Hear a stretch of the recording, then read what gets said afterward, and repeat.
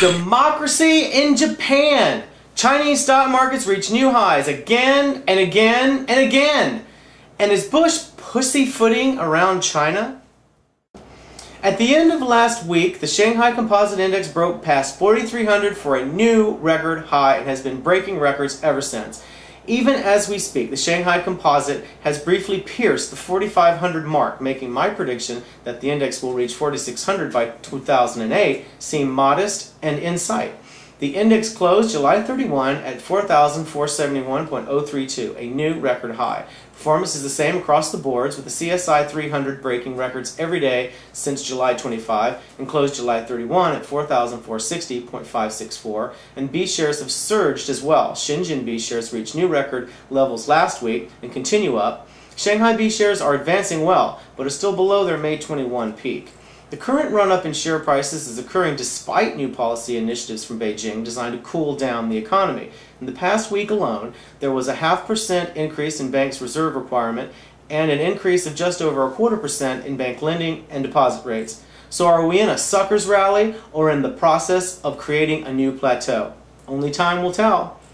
The biggest IPO story of the week is a surprise announcement from Jack Ma, the flamboyant founder and CEO of Alibaba, one of China's biggest e-commerce firms, 40% owned by Yahoo, that it will IPO on the Hong Kong exchange in the near future. No timetable or details are available, but the sale could raise almost $1 billion US, cash to use for global expansion. At a conference in the Philippines, Rodrigo Rato, managing director of the IMF, the International Monetary Fund, said that China and India will be the new engines for world economic growth in years ahead.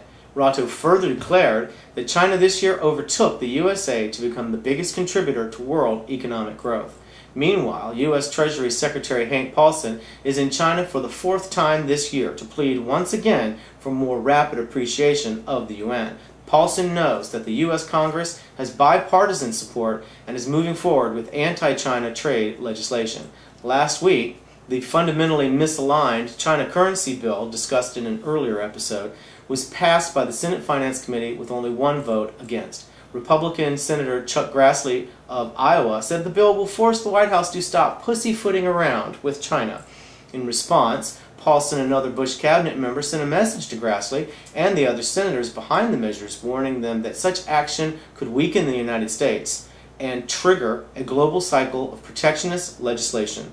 But these words fall on deaf ears, with so many politicians focused only on next year's elections. I've warned for some time that this backlash was coming, and a Bush veto most likely won't stop it. The repercussions could be profound.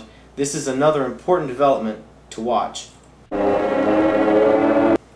With a landslide victory in the upper house of the Japanese parliament, the Democratic Party of Japan, or DPJ, at long last ended, at least partially, Japan's one-party rule in the most significant political development in Japan since the end of the United States occupation in 1952.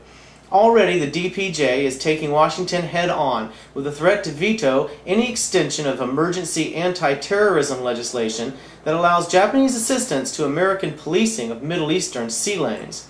DPJ, led by Ichiro Ozawa, is largely unknown to U.S. officials, used to dealing only with their close allies, some might say puppets, in the Liberal Democratic Party, or LDP, that have controlled Japan for over half a century.